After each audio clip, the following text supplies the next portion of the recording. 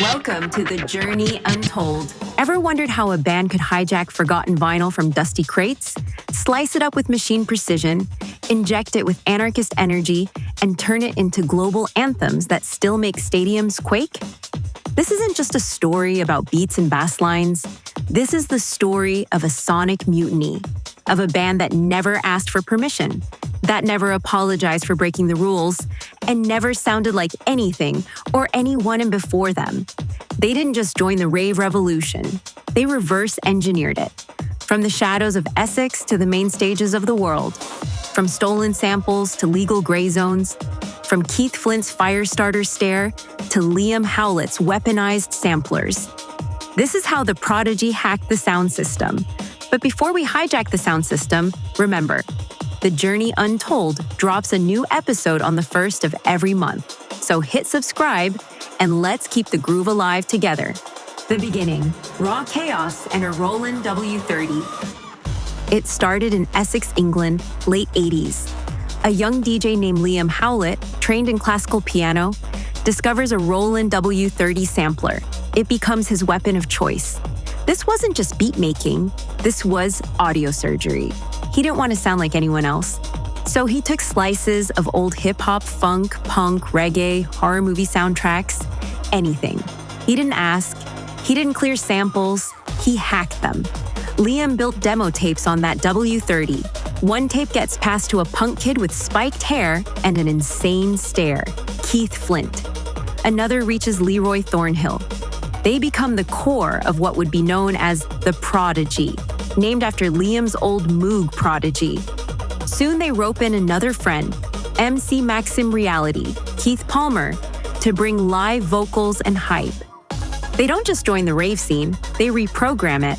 In those early days, Liam's DJ roots were in hip-hop, but his ethos was pure punk chaos. Here's what most people miss. Liam was obsessed with more than breakbeats. His roots ran deep into punk, crass, discharge, anarcho-chaos. And Keith, a kid who idolized punk frontmen but found his stage in the rave. The Prodigy weren't ravers who got wild. They were punks who got smart. Critics even started dubbing their music electronic punk, noting how Flint's raw-throated sneer on stage bore a resemblance to Johnny Rotten. They stood outside any one genre or scene. Early on, they even stuck a middle finger up to the UK's anti-rave establishment with the track Their Law, a direct boot to the 1994 Criminal Justice Act that tried to ban gatherings with repetitive beats. Sampling as revolutionary act. The Prodigy didn't use samples to pay homage. They used them to detonate. Let's break it down. Firestarter, the 1996 anthem that put them on the global map. Guitar riff, taken from the Breeders' SOS. Drums, sampled from 10 Cities' Devotion. Voice of Paradise mix. Vocals, Keith Flint's own snarling voice. Plus that famous, hey, hey, hey, shout, lifted from Art of Noise's Close to the edit. This collage was deliberate. Liam wanted a sound nobody had heard before, built by pirating bits of songs many had forgotten. No surprise, the Breeders' Kim Deal ended up with a songwriting credit on Firestarter. That twisted wah-wah riff was unmistakable. Breathe. Built on layers of reggae bassline, breakbeat, and jungle chaos. That eerie ambient loop, lifted from the soundtrack of The Shining. Yes, Liam's love of horror even crept into the mix the Prodigies. Smack my? You know the rest. The core hook is based on a sample from Ultramagnetic MCs. Cool Keith's infamous line, change my pitch up, smack my, sliced out of a 1988 Bronx hip-hop track. The drums are twisted beyond recognition, Frankenstein from old funk and jazz breaks. And the female vocals, that otherworldly wail, borrowed from composer Jocelyn Pook's work. Or so the legend went. In fact, those haunting vocal chants were performed by Shaheen Badar, whose contribution gave the track its intoxicating edge. The result? A firebomb of a song that ignited a culture war. MTV banned the video. The BBC wouldn't even utter its title on air. It still stormed the charts. Even a full ban couldn't stop it from hitting the UK top 10. The controversy only fed the Prodigy's legend. One UK tabloid famously splashed "Ban this sick filth" in reaction, clutching their pearls at the sight of Keith in all his demonic glory crawling through flames. Liam wasn't hiding their methods either. He openly bragged about being a musical thief. In a 1997 interview, he said, "Sampling isn't stealing. It's using the past to F with the present." And he meant it. As he told another reporter years later, "I stole from other people. We like to think of ourselves as pirates. We'll just dip in and take what we want. We'll censor the expletives for young listeners, but you get the point." This wasn't music. It was remixed terrorism. Want to hear the purest form of Liam's sonic crime spree? In 1999, he dropped the Dirt Chamber Sessions volume, 1 inch as a BBC Radio 1 mix, later an album. It's a bootleg lover's fever dream. Run DMC, Jane's Addiction, Beastie Boys, Public Enemy, the Sex Pistols. All chopped, mangled, and resequenced into 1 hour-long megamix. No rules, no clearances, no prisoners. That mix is me without any record company, no censorship, no compromise, Liam told the press when it came out, a direct statement of intent. The Dirt Chamber mix was Liam unleashed, paying homage to the cut-and-paste DJ culture that inspired him, from Grandmaster Flash's turntable wizardry to the Bomb Squad's sample-layered chaos. Keith Flint, the face of the apocalypse. While Liam was cutting beats behind the scenes, Keith Flint became the visual explosion that defined the Prodigy's image. He was the face of the apocalypse in the 90s rave scene. Mohawk horns, eyeliner, and black lipstick, feral grin, tattoos, a manic stare that said, "Come play with fire." He looked like punk, and Rave had a baby during an air raid. But he wasn't just a dancer in the crew anymore. Starting with Firestarter, Keith took the mic, and the world listened. His unpolished, ferocious bark on that track, and later on, Breathe and others, blurred the line between punk aggression and electronic energy. Suddenly, here was a frontman for an electronic band, something practically unheard of. Keith didn't care about polish, he cared about impact. He'd prowl and contort on stage, a one-man riot. He terrified half of Britain, and the press ate it up. One British newspaper dubbed him the Devil's Son, in print. Conservative tabloids clamored for concerts to be canceled, videos banned. That "Ban this sick filth" headline wasn't just about a song. Middle England saw this wild-eyed, spiky-haired figure as a folk devil corrupting the youth. But here's the twist. For millions of kids across Europe and beyond, he was a hero. Keith Flint became an icon of anti-conformity, a walking, snarling middle finger to propriety.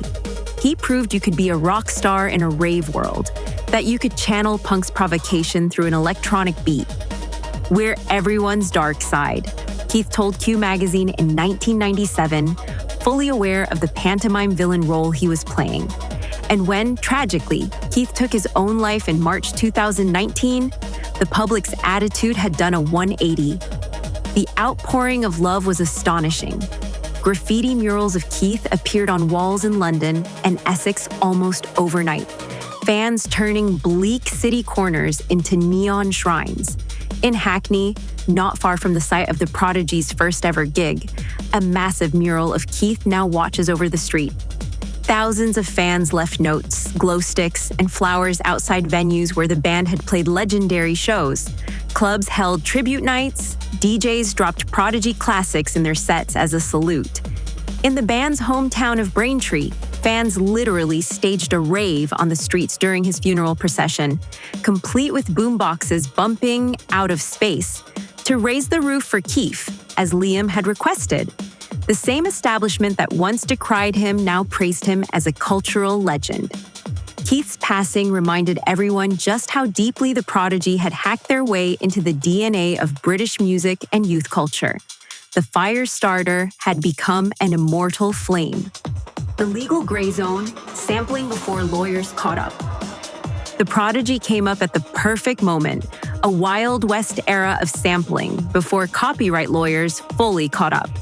Back then, in the late 80s and early 90s, you could lift a riff or a breakbeat relatively easily until you couldn't.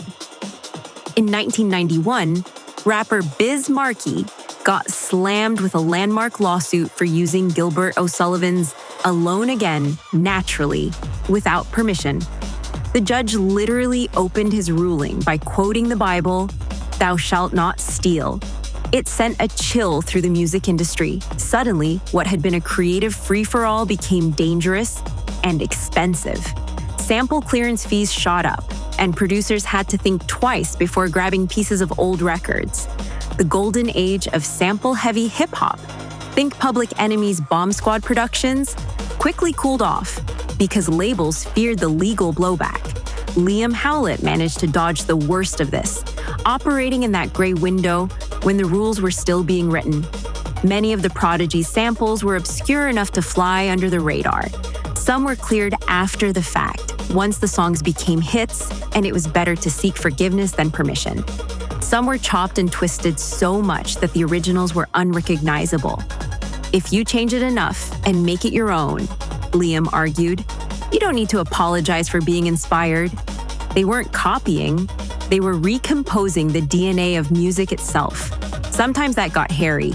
Even the Prodigy had a brush with legal trouble. Case in point, the track Climatize on Fat of the Land sampled a bongo break from a duo cheekily named the Jedi Knights. The sample wasn't cleared, and the Knights tried to sue. But here's where it gets fun. The Jedi Knights had themselves sample that drum break from the Incredible Bongo Band. So the Prodigy's label turned around and threatened to sue them back for their uncleared usage. Meanwhile, George Lucas's lawyers got wind and sued the Jedi Knights over their name. Talk about karma! In the end, Liam walked away unscathed this time.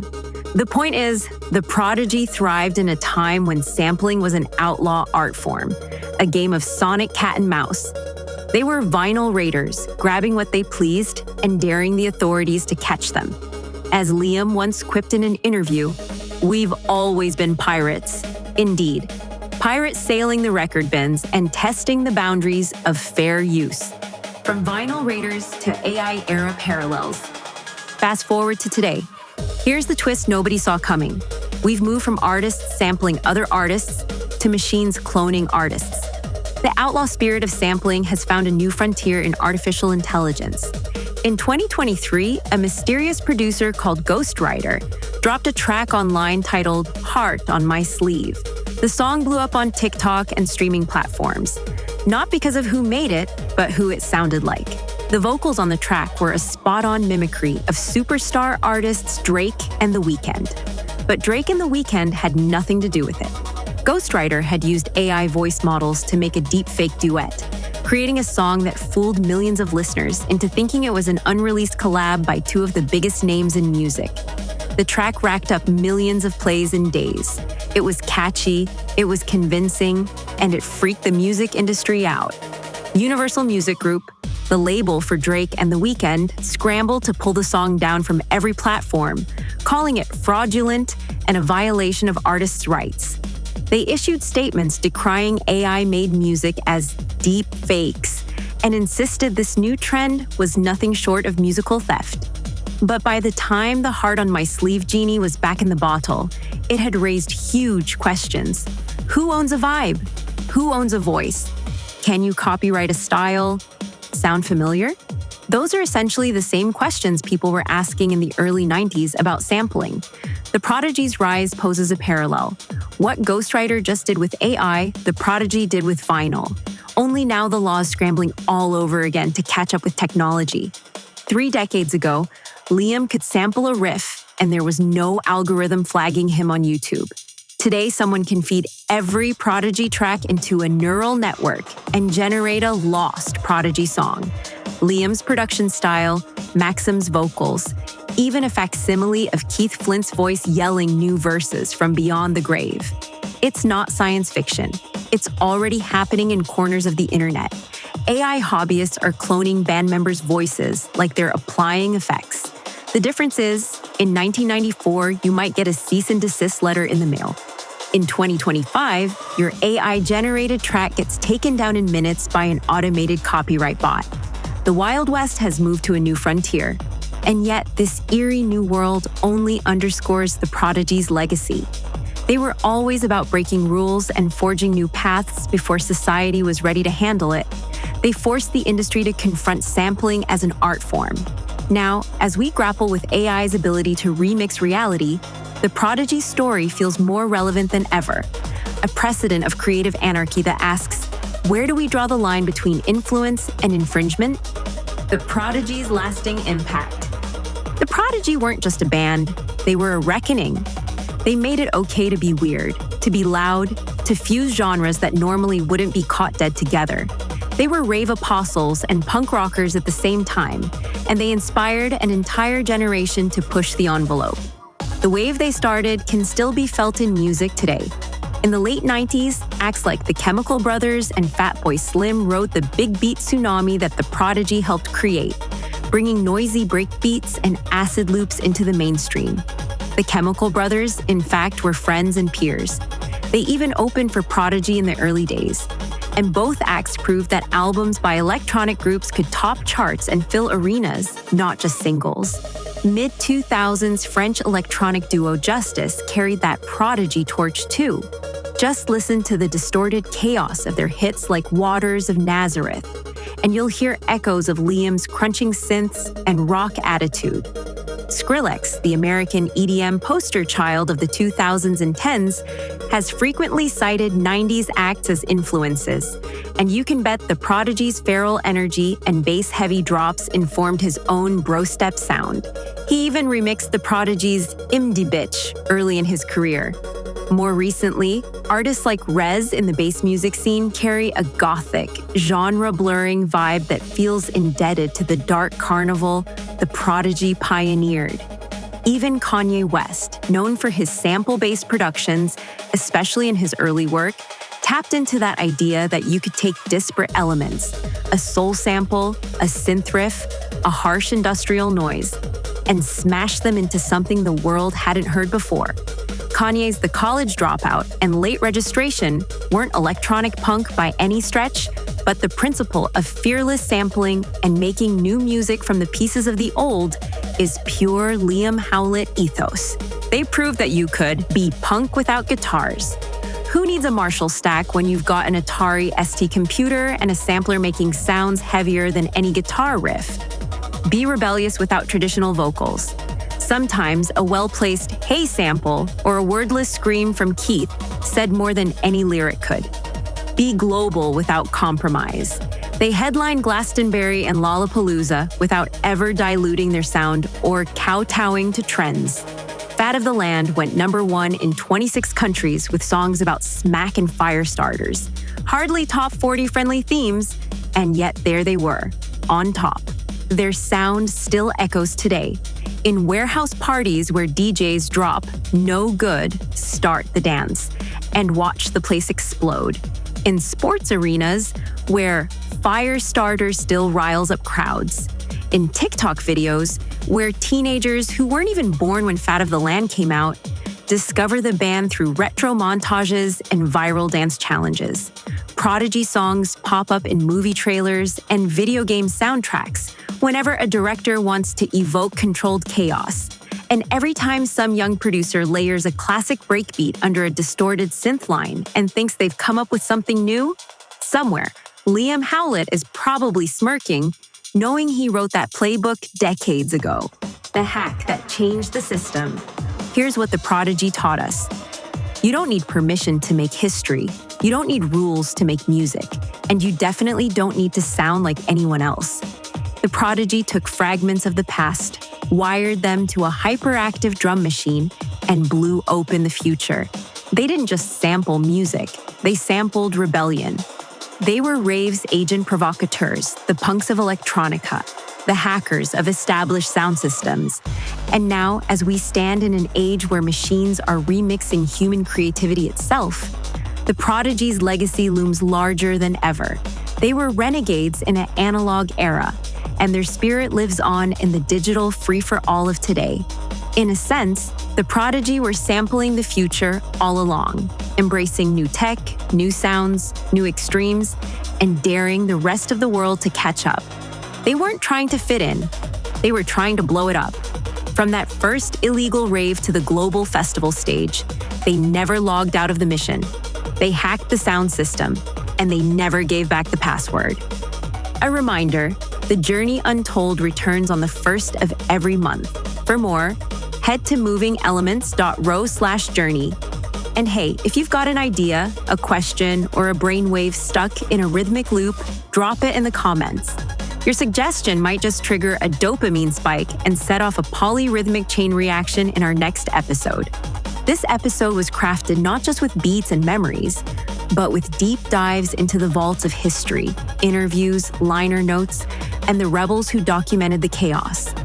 Fuel came from sources like NME, Q Magazine, BBC Radio 1's Dirt Chamber Sessions, official Prodigy documentaries, the 1997 Keith Flint and Liam Howlett interviews, court records from the Biz Markie sampling case, and rare behind-the-scenes insights from Rolling Stone, The Guardian, and Mixmag. We didn't just remix a story, we sampled the truth. Crank the volume, twist the code, and sample wisely. Keep remixing the past, hacking the present, and building the future. The Prodigy have shown us the way. Now it's up to us to keep that fire burning. This was The Journey Untold.